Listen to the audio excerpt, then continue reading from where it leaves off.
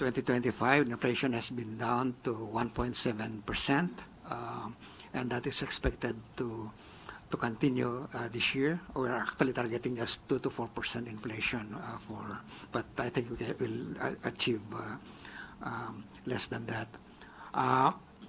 And also interest rates have been coming down, and we have been reading the papers with BSP saying that they will continue to follow that rate reduction. And globally, the pessimism in the trade and investment regime of many countries was not as bad as we thought it was last year, with the sharp increases in tariffs initially by the U.S. and so I think that there are favorable forces moving that we are seeing moving forward, and so we do expect that the broad economy will grow sufficiently strong, especially toward the second half, I think, of the year. We probably will still see some residual effects of the events last year in the first half of the year. Follow up lang po. Magre-revise po ba tayo ng growth targets? Well, the last one we have done, but we have not yet released it's not been officially released yet. But we have done some work and some discussions, some decisions last December. Actually, that's the DBCC, and the numbers that I mentioned, the GDP numbers, reflect those decisions. Thank you, sir. Thank you, Chloe. Evelyn Quiros, Filipino Mirror. Good morning. Kay Secretary Toledo po, yung clarification lang po sa question kanina na nabanggit po ni Pangulo yung we will not allow unprogrammed appropriations to be misused. Sinabi po na i-release lang po ito upon validation. Pwede pong malaman sino pong magva-validate? May committee po ba dito? Okay. So yung pag-validate yan, of course, aside from that validation, we need to, of course, kailangan natin ma-meet yung requirements or even triggers. One is when we have excess revenue, that's the time that we can also unlock that program appropriations. At the same time, kung mayroon na tayong perfected loan para din sa ating mga foreign-assisted projects. So, mean to say, kung foreign-assisted project yan, that's already validated by the ICC. It passed through the process of evaluation, at the same time, approval. So, I guess with that, the foreign-assisted project, no need to validate. But as to the ating mga releases other than that, we need to look at, of course, yung process natin as to yung aming ginagamit din sa pag-evaluate ng ating budget when we prepared the budget.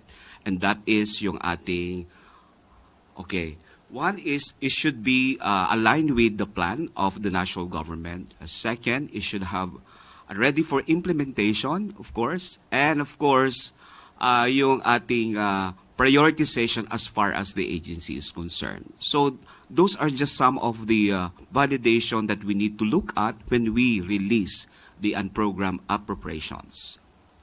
Sir, follow-up lang po. So, kasi po, kaya ko po ito natanong dahil yung mga flood control issue ng nakaraan, nandiyan naman din po kayo sa opisina na yan. So, ang sinasabi niyo po ba, maiiwasan na itong nangyari nung nakaraan sa panahon ng dating kalihim ng DBM?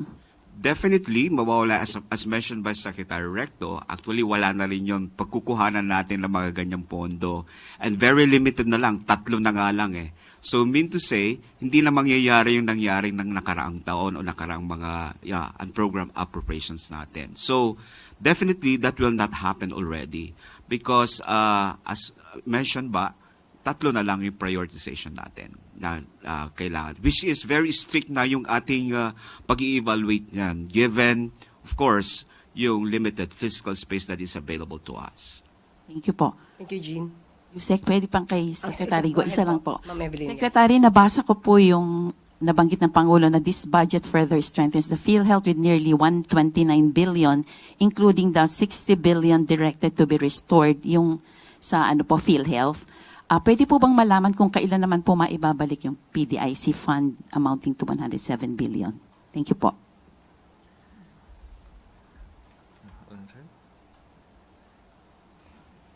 Ang pagkaintindi ko, Yes, sir.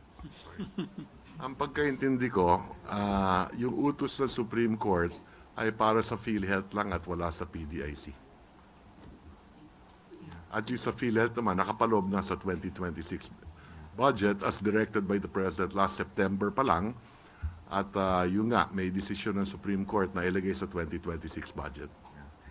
I think I'll just add one more. The dispositive portion of the Supreme Court decision only talks about PhilHealth. Thank you po, Sec. Yes, thank you, Evelyn. Ms. Jean Mangalus of philstar.com. Good morning. Question to Secretary Toledo. Representative Tino accused the Congress of moving 43 billion pesos of mandatory personal benefits into the UA. Can we get a clarification from the DBM about this?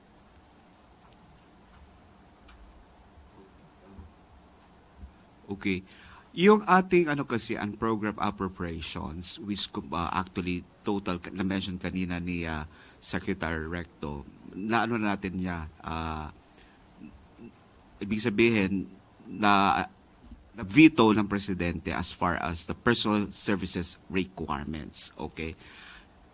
So, yung nilagay kasi some of those program already under unprogrammed appropriations ay nilagay na natin sa budget ng ahensya, which is transferring lang from the unprogrammed appropriations at nilagay na natin sa program. One of which is yung ating mga daily subsistence allowance na nilagay na natin siya doon sa ahensya ng gobyerno. Rather than put it in the NPBF, so inilagay na natin doon sa ahensya mismo. So, yon. Actually, ang nakalagay po doon is yung para sa benefits 1.02 billion na nilaan po sa NPBF ay benefits para sa karagdagang doktor, nurse at ibang allied medical positions ng mga hospitals, treatment and rehabilitation centers na nasa ilalim na po ng Department of Health. Okay. Ang eksaktong bilang po ng posisyon ng nagagawin ay tutukuyin pa ng DOH na isubmit sa DBM para i-review at evaluate yung upang sagutin po ay consistent po sa kasalukuy staffing ng ating mga hospital. So, yung PGF naman po, ang programa pong nandyan mismo ay para doon sa ating supposed to be pension and gratuity funds ng ating mga MUP. Okay? So, nandun na rin naman po sa programa, sa ahensya, doon sa ating mga ahensya. Like for example, in the Department of DILG and the DND. So, Bala, it wasn't removed, it wasn't put into the UA, na-distribute lang siya to the appropriate agency. No, yes, you're right. It was already distributed. And those are mandatory kasi yan. Kailangan natin bayaran yan. Kasi kundi, magwala sila because those are already earned already as their benefits. So that should be put in the proper place which is already programmed in the specific agency budget. Sa madaling salita, if I may, sa madaling salita, enough yung PS budget requirements under the program fund. Oh, isa pang question. So we heard from the President himself that political involvement is not allowed. So can we ask what happened to alleged soft pork and patron politics, political programs like the MAIFIP and the AIX, which have been accused of being used for patron politics?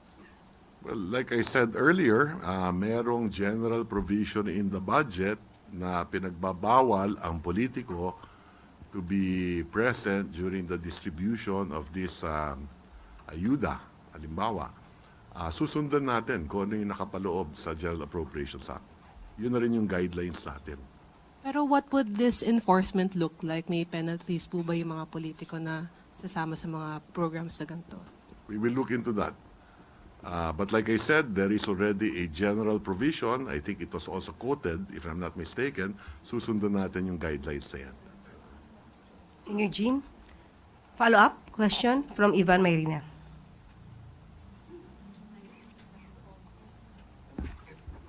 But Secretary Recto, sir, hindi naman ho kailangan ng physical presence ng politiko para mag-intervene sa mga ayuda, if I may use that word. Hindi ho ba? So paano ho kaya mas matitiyak na hindi nga nakikialam itong mga politiko?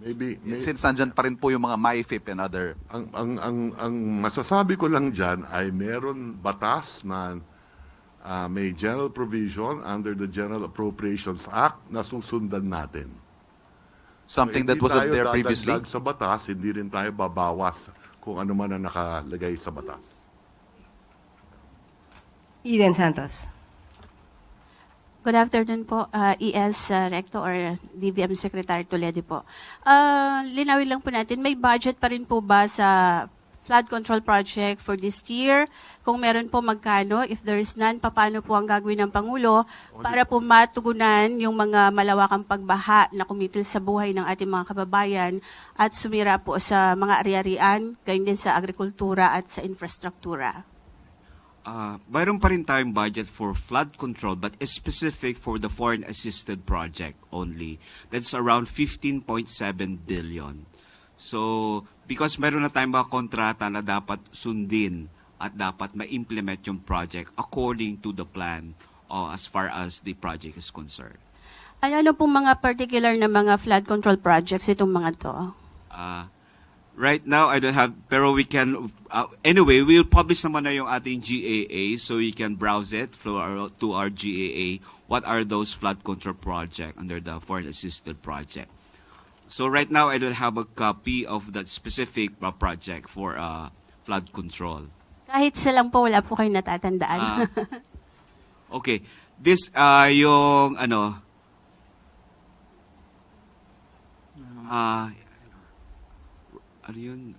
resilience, yeah. Actually, that is for the resilience project of the DPWH. IPIF, yes. Okay. I think that is through the JICA loan natin. Yes. Thank you very much. Yes, Letre, yes.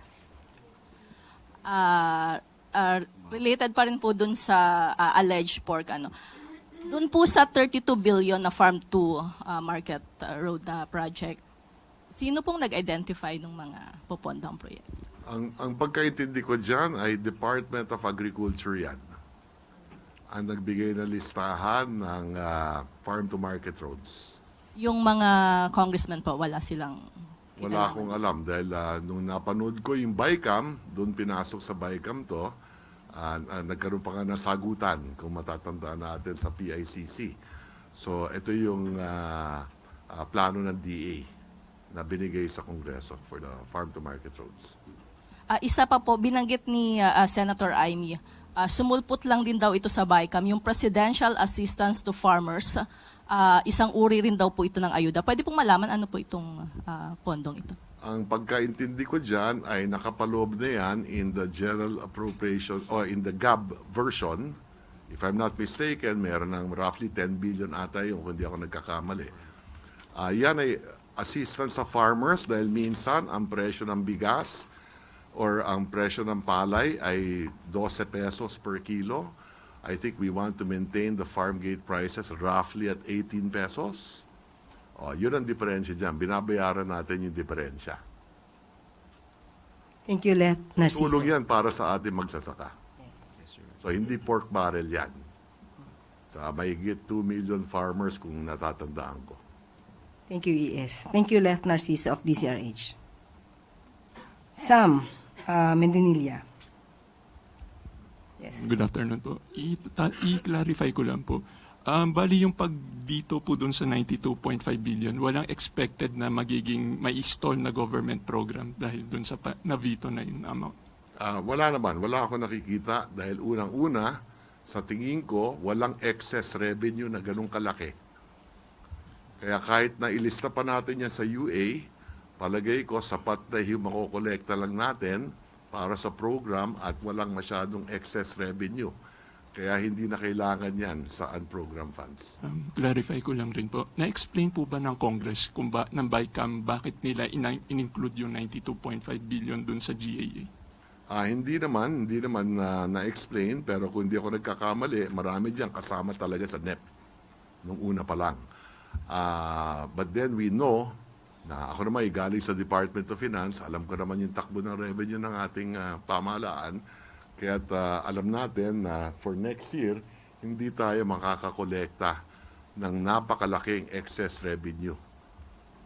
Dahil mataas na yung mga target ng revenue ng Department of Finance sa tax revenue at non-tax revenue. Last na lang for my part. How will you compare yung 2026 budget doon sa 2025 budget? Mas maayos ang 2025 budget at sisiguraduhin natin na 2026 budget, sisiguraduhin natin na meron ding conditional release kung titignan natin yung nabanggit ng Pangulo kanina. So may mga budget na tinaasan, pag-aaralan natin yan kasama ang DBM bago natin i-release yan. So remember, when you pass a budget, and in this case, the budget is roughly 6.8 trillion, or to be exact, 6.793 trillion. Hindi naman ibig sabihin January 1, nandiyan na yung perang yan. So ikakolektahin pa natin yung revenue na yan. At yung deficit, yung kulang na roughly 1,650 billion, more or less, ay uutangin pa yan.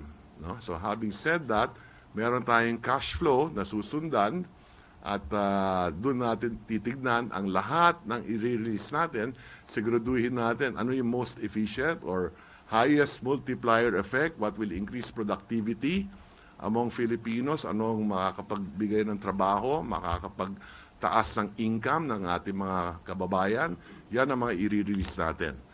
Kasama na dyan, siyempre, sa edukasyon, kalusugan, agrikultura na napakahalaga. Thank you po. Okay, Alexis Romero, Philippine Star. Related po dun sa naunang tanong. Kasi nung SONA po nabanggit ni Presidente na he would rather have a reenacted budget rather than one that is not in line with his policy priorities. At yun yung naging issue po ng 2025 budget. Yung budget po ngayon, given na may vetoed items, can we say that this reflects or this is more consistent with the policy priorities of the admin compared to the previous one? Yes, that is correct. So hindi siya mangled na yung tipong unlike yung before na maraming changes sa budget proposals sa NEP. Like I said, kung meron man amendment at meron ngang amendment, natural lang, dahil trabaho ng Kongreso yun, ang trabaho ng executive is to implement or to execute the budget. So titignan din natin lahat ng increases na proposed amendment at susuriin natin na mabuti kung dapat ba to ay may release o di kaya wag i-release. Isa na lang po. In addition, just to what was vetoed is the unprogrammed appropriations, is not from the program appropriations. So, hindi siya maatala yung ating mga programa na inaprubahan ng Presidente. For the record na lang po, yung DPWH budget dun sa final budget law versus po sa NEP, ilan po yung na-trim dun sa allocation po ng Public Works?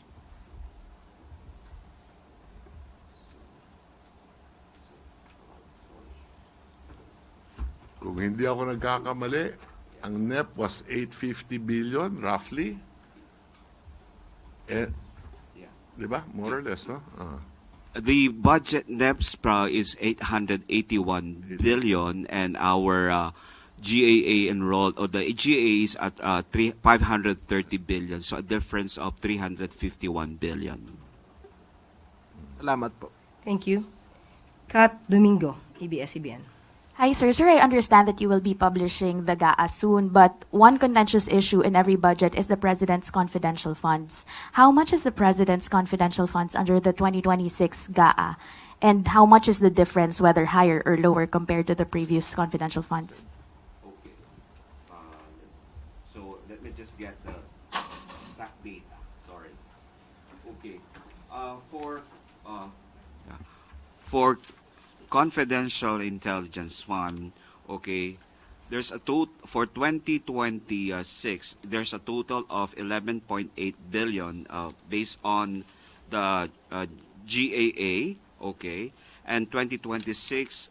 So it increased or decreased from the 12.120 billion that is coming from the 2025. So bumaba actually by around 302.2 million pesos yung contingent, rather confidential intelligence fund. Sir, It's for the total. Sir, despite the 302.2 decrease, 11.8 billion is still a huge amount that will not be liquidated as thoroughly as regular line item budgets. How does the palace reconcile that kind of seeming irony when the president promised a more transparent, a budget that will be more judiciously spent? Okay. Well, we just have to follow what is in the joint circular with the DBM and JCOA, so we have to follow those rules and regulations. That is the basically that we follow in terms of the accountability or accounting of the confidential fund and intelligence fund. And also, per our general provision, we need to report that to House of Representatives and Senate at the same time from the Office of the President. So it will be monitored accordingly. Okay.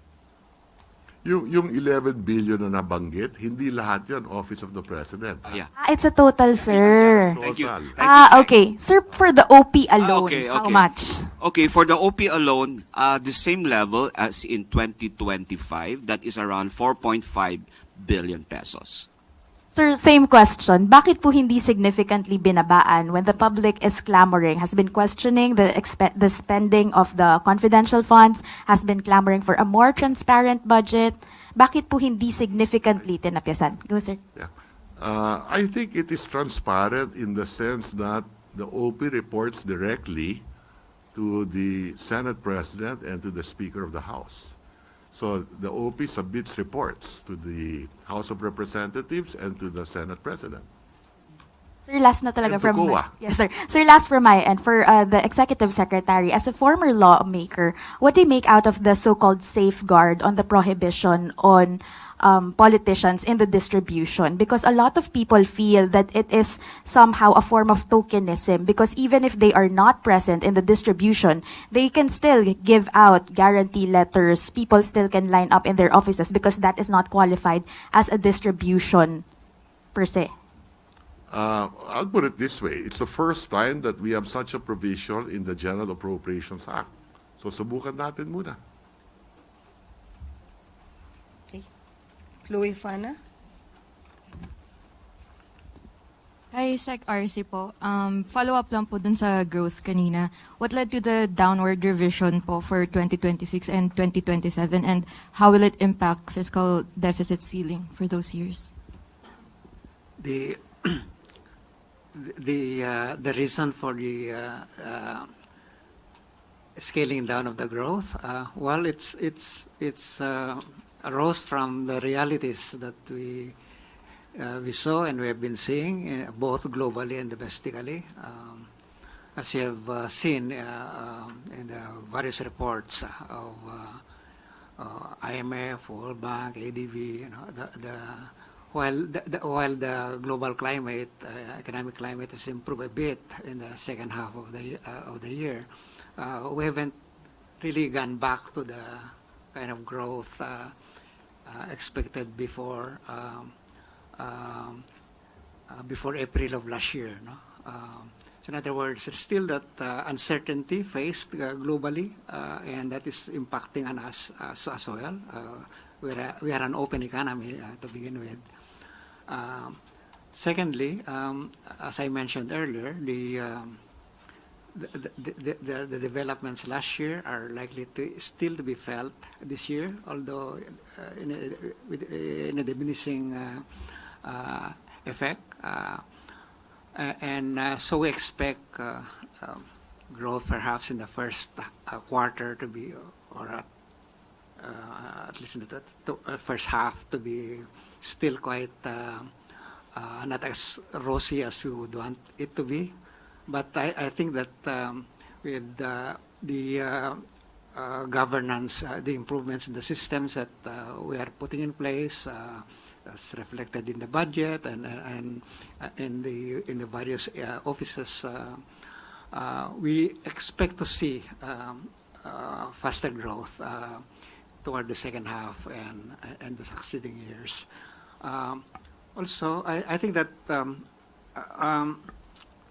as I mentioned earlier, what makes I think the this year and next and hopefully even further down is that we are realizing what we want to happen, and that is a growth that is not just fast, but it's more inclusive.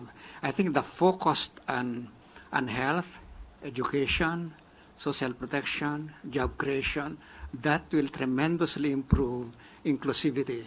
And if you can improve inclusivity, we can have faster poverty reduction even without substantially raising growth. Because our history is that we have fast growth in some years, but that was not associated with fast poverty reduction because they were it's exclusive growth. It was only benefiting a small section of our population. I think the budget that we have passed, and we hope that this kind of budget will continue in future budgets, reflects that desire to have a inclusivity, as part of our lens when we look at economic development.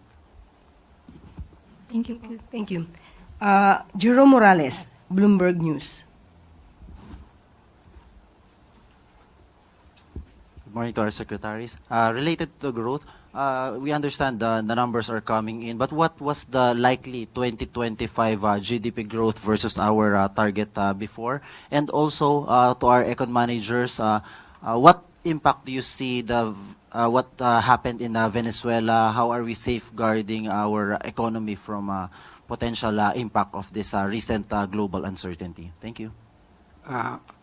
Growth. The emerging growth scenario for 2025 is something like 4.8 to 5%. But if you achieve 5% for the entire year, because the first 3 quarters average is already 5, no? That still puts the economy into one of the fastest growing economies in Asia. In ASEAN, that will put us next to Vietnam, with Indonesia close by. With respect to the impact of the Venezuela, there is hardly nothing. I don't think that there's any going to be perceptible effects on us. Unless that will have some, duplications elsewhere, if it's emboldened some other governments to do similar things, then of course that will have indirect effects on us. But as it is, our link directly or indirectly with the Venezuelan economy is not strong. Thank you. Alexis Romero. I-follow up ko lang kay Secretary Toledo regarding the more than 300 billion reduction po from NEP. May we just know the reason behind the reduction sa public works po? And then saan po na-allocate yung mga funds na tinanggal doon sa DPWH? Okay. So the very source of that, when they have their meeting with the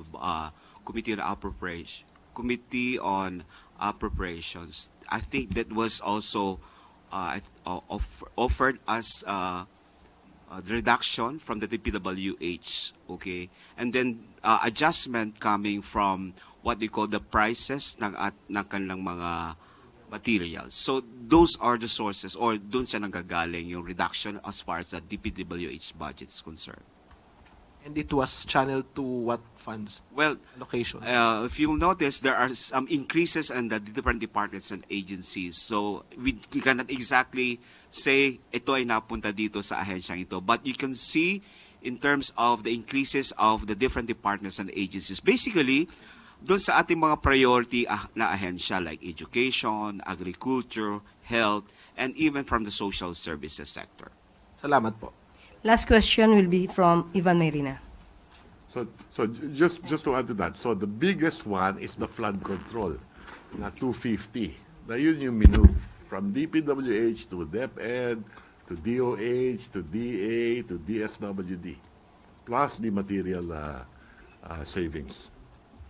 Nabanggit po ni Secretary Recto, uutang pa ho tayo ng 1.6 trillion, if I got that correctly, More or sir? less in 2026, yes. What does that mean in terms of our debt to GDP situation and our targets? Yeah, it is within the fiscal framework plan. The deficit for 2026 will roughly be 5.3%. Next year, that will go down to 4.8%. And in the following year, that will go down to 4.3%. So basta steady yung pagbaba ng deficit natin, your debt to GDP will also go down. So for this year, well, more or less, nung umupo si President Marcos in 2022, the debt to GDP was about 62%. Today, we're at 61%. Thank you very much. And that concludes our press briefing. Thank you very much, E.S. Ralph Recto, Secretary Rolando Toledo, Secretary Frederick Go, and Secretary Arsenio Balisacan. Sa mga susunod na araw ay tatalakayin din natin at tututukan natin ang mga nilalaman ng GAA kasama ang pamunuan ng iba't ibang ahensya. At dito na po itatapos ang ating press briefing. Magandang araw para sa bagong Pilipinas.